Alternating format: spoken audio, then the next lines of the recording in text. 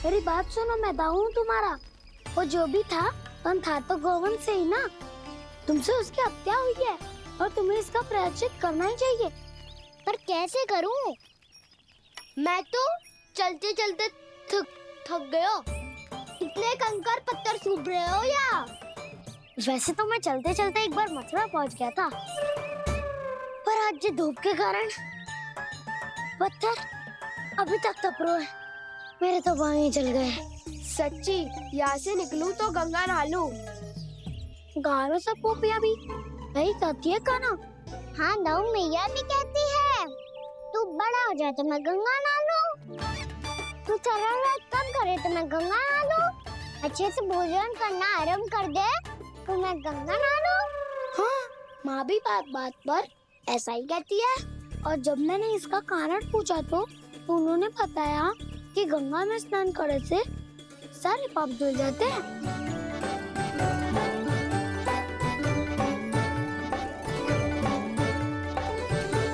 सुनो गोपालक, सुनो, ये सूखा सूखा मार्ग छोड़ो, यमुना जी के किनारे किनारे होके चलते हैं, बहुत आनंद आएगा। काना, मैं गंगा की बात कर रहा था, यमुना की नहीं। तो आप चलिए तो सही।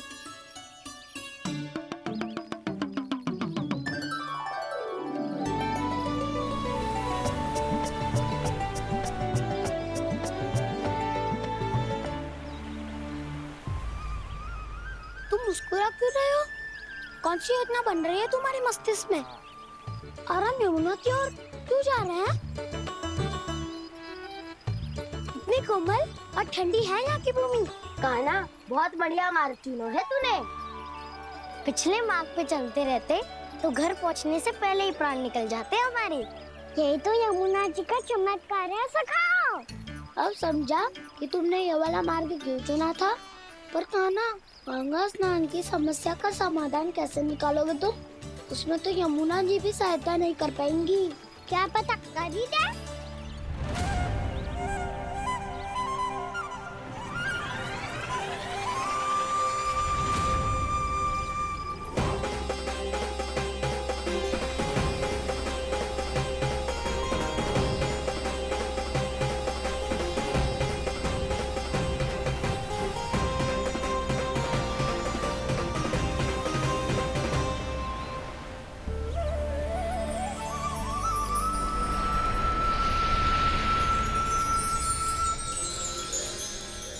देवी यमुना, आज आपकी लहरों में अलग ही उत्साह है।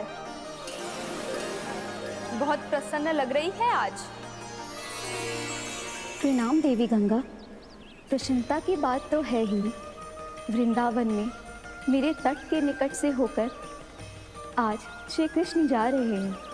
मेरा जल उनके चरण कमलों को स्पर्श कर पा रहा है देवी।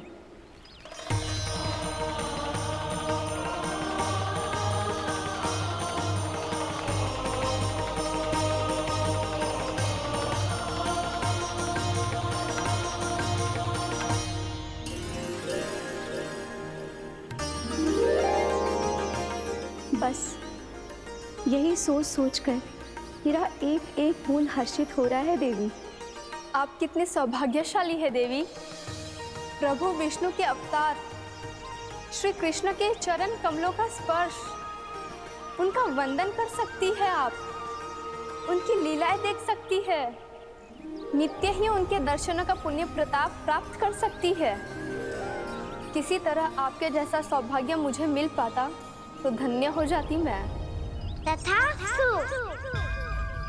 किसी इच्छा पूरी करने का वरदान दे रहे हो कान्हा? चिंता मत करो दाऊ, अब गंगा जी वृंदावन पधारने वाली है। पर ये कैसे संभव है? यदि श्री कृष्ण चाहें तो सब कुछ संभव है देवी। तो फिर मैं उस क्षण की प्रतीक्षा करूंगी जब प्रभु के दर्शन मुझे भी प्राप्त होंगे। अब हर क्षण मेरे अधरों पर एक ही प्रार्थना होगी कि वो क्षण शीघ्र आए।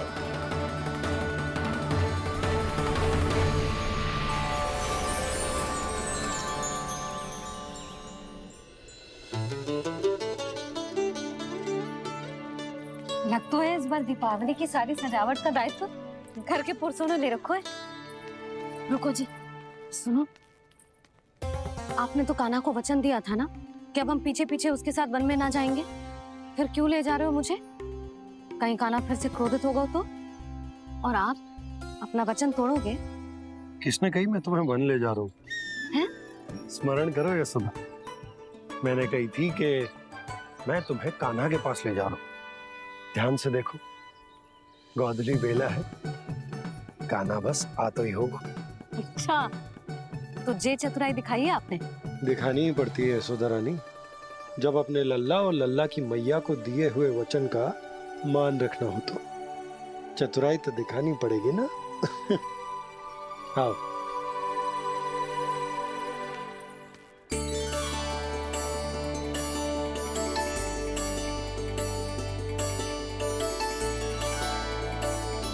तो अपने अपने पतियों को काम सौंप कर सब यहाँ आ गई थे। इसी को तो ममता कहते हैं नंद जी। दीपावली जैसे त्योहार की व्यवस्था छोड़कर सब अपने लल्ला की प्रतीक्षा में हैं। जे आगे सारे बालक। मैया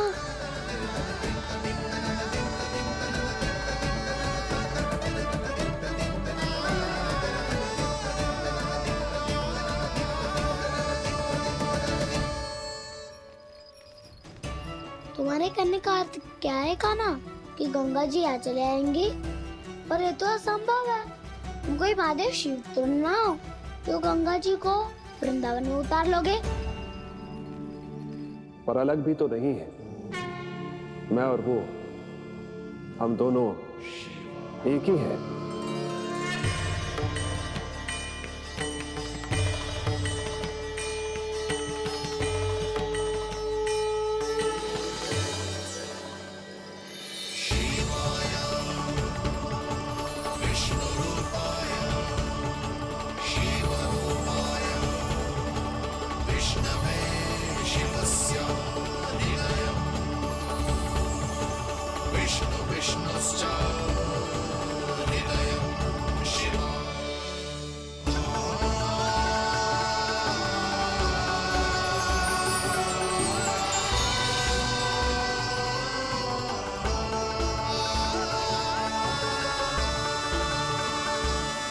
ये क्या देख रहा हूँ मैं?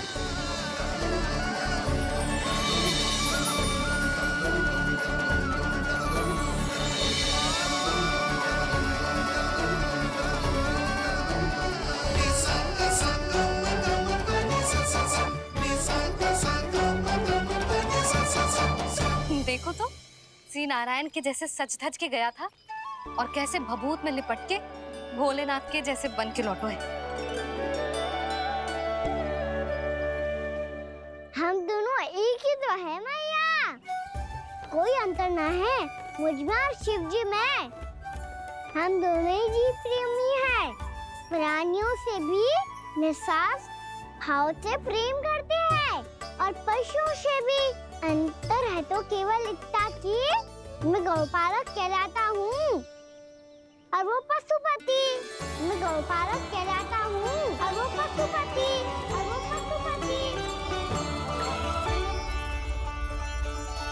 वन में पहला दिन कैसा गया कान्हा? अपने हाथ से माखन बनाकर उज्जवल से भिजवाया था। इसने दिया कि नहीं तुझे?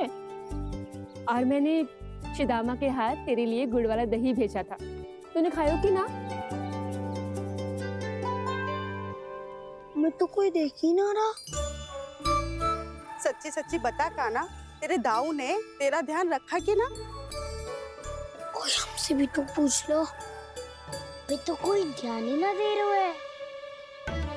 अरे अपने अपने लल्ला को देखो, मेरे कान्हा के पीछे पड़ी है सबकी सब। गैयाओं ने ज्यादा परेशान तो ना किया ना? और वन में भय तो ना लगो? कान्हा भोजन समय पे करो था कि भूल गया था? हाँ, मैंने आप सबके भेजे पकवान भी खाए और आप सबको बात स्मरण करो, इसीलिए तो आप सबके लिए वन से कछुआ कछु लाया हूँ मैं।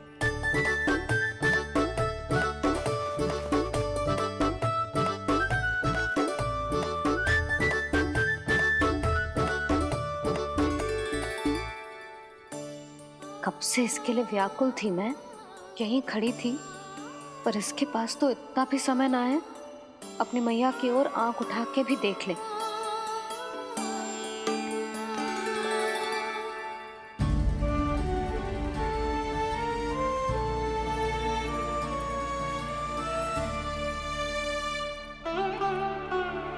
क्या हो वो? इतनी देर तक इसकी प्रतीक्षा की और अब आयो है तो क्रोधित होकर जा रही है।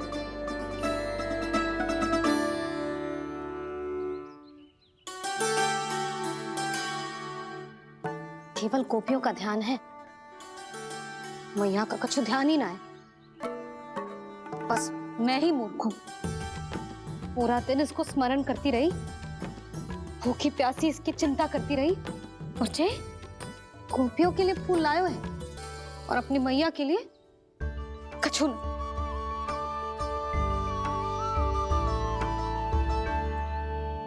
मैया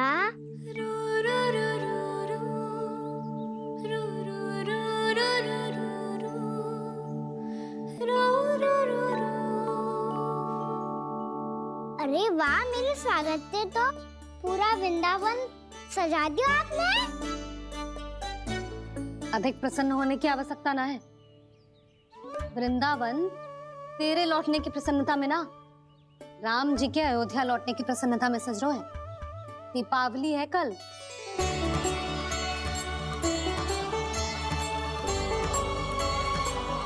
वो स्वागत भी तो मेरा ही था मैया। दिवाली की प्रसन्नता भी तो मेरे लिए ही है। हर मैया के लिए उसका लल्ला जी राम ही होता है ना मैया? ये किसने कहा तुझसे?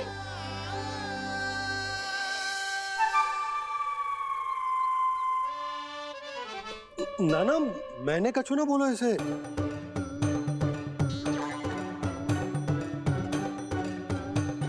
अपने राम को हृदय से ना लगाओगी मैया?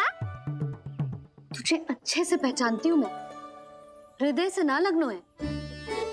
तुझे तो भूख लगी आई, इसीलिए सबके बाद तुझे मैया की स्मृति आती है ना? मैया की स्मृति तो सबसे पहले आती है। चल झूठा। ना मैया, मैं सच्ची बोल रहा हूँ। मैं भले ही वन में था, पर मेरा मन तो आपके पास ही था। इसीलिए तो सबसे विशेष फूल लाई हूँ मैं आपके लिए।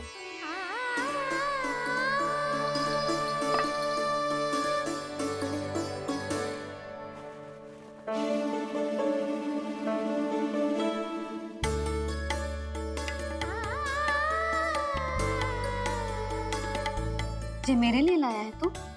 हाँ,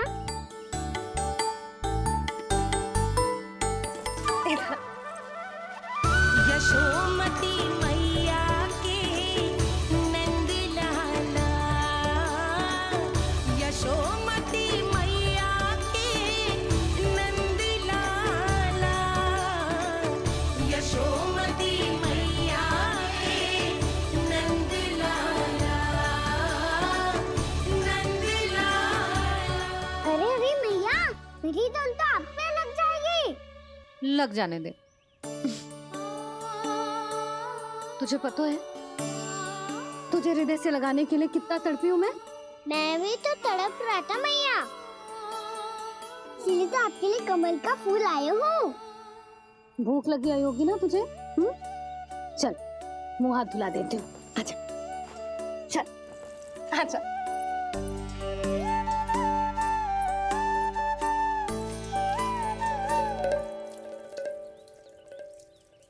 अच्छा एक बात बता लल्ला, तूने कमल के फूल को विशेष क्यों कहा? क्योंकि कमल कीचड़ में उगता है, फिर भी अपने पे कीचड़ ना लगने दे दो।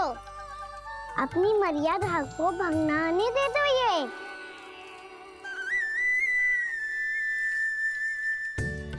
ये देखो मैया, जल ही इस पे ना ठहर पा तो इसी तो यही सिद्ध होता है ना कि संसार में लिपना तो अनाथक बना रहता है।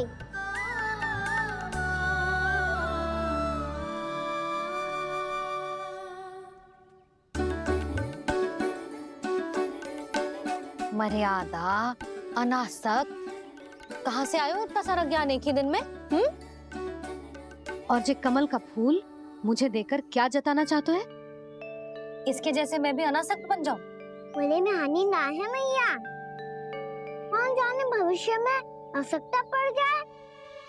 भविष्य में आवश्यकता? जो मुंह में आए बोलते हैं, चुप कर। हाँ, बड़ी बड़ी बातें बाद में करना, पहले तू मुझे ये बता आज मन में क्या क्या हुआ? सखा बत्तासुर का भेद छिपा नहीं पाएंगे, कोई ना कोई तो उगल ही देगा। और यदि उज्जवल ने बताया तब तो बड़ा चला के ही बोलेगा, इससे तो अच्छा है मैं ही बता दूं। बताइए मैया, हम सब गैयाओं की रक्षा वैसे ही कर रहे थे, पर से सृष्टि की रक्षा अष्ट दिक्पाल करती है। अच्छा, हाँ, पर तभी विचित्र घटना हुई। एक वक्त अचानक ही बहुत हिंसक हो गया, पर भगवान श्री नारायण ने सब संभाल लिया। ऐसा उठा के पटको उसे, एक ही क्षण में सारी समस्या समाप्त हो गई। संगत का असर हो तो है जो सुना था, आज देख भी लियो लल्ला, तू भी उज्जवल के जैसे बड़बोला होता जा रहा है। चल। मैं सच्ची कह रहा हूँ मैया।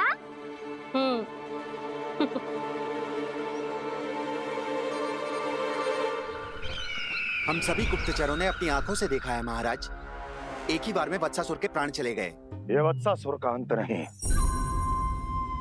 एक महायुद्ध का आरंभ है। मेरे और उस विष्णु अवतार के मध्य महायुद्ध।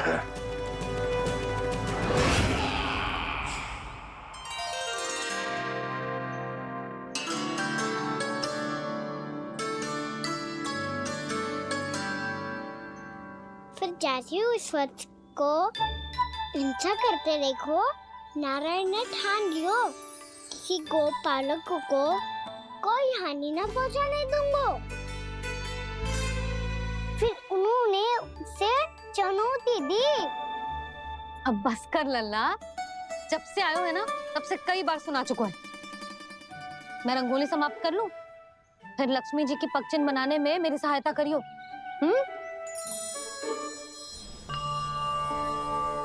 मेरे पगचिन्ह बनाने में आप सहायता करेंगे प्रभु? मैया ने आज्ञा दी है देवी, पालन तो करना होगा।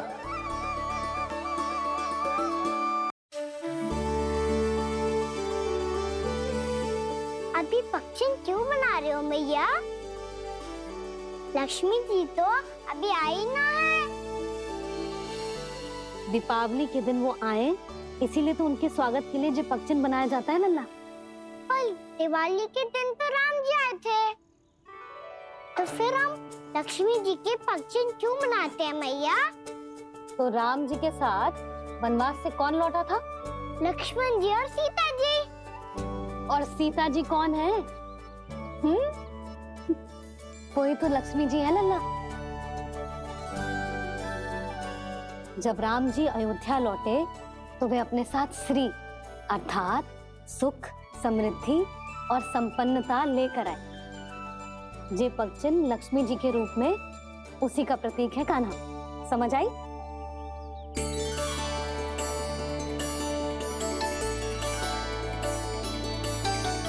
लो, मुझे तो पूर्णा मौसी के यहाँ जाना है, उनका आशीर्वाद लेने। वो भी तीर्थ यात्रा करके आई है ना।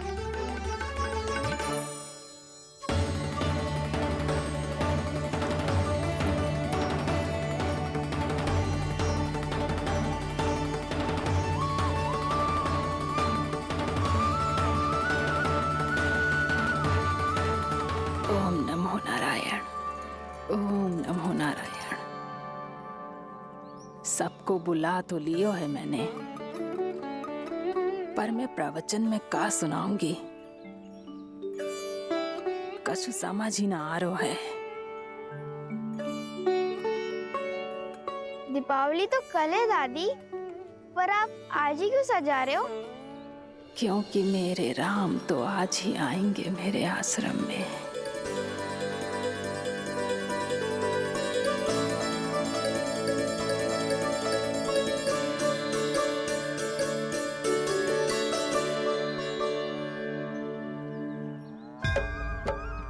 भाव विह्वल हुई करके दर्शन, पूर्ण अपने भगवान का,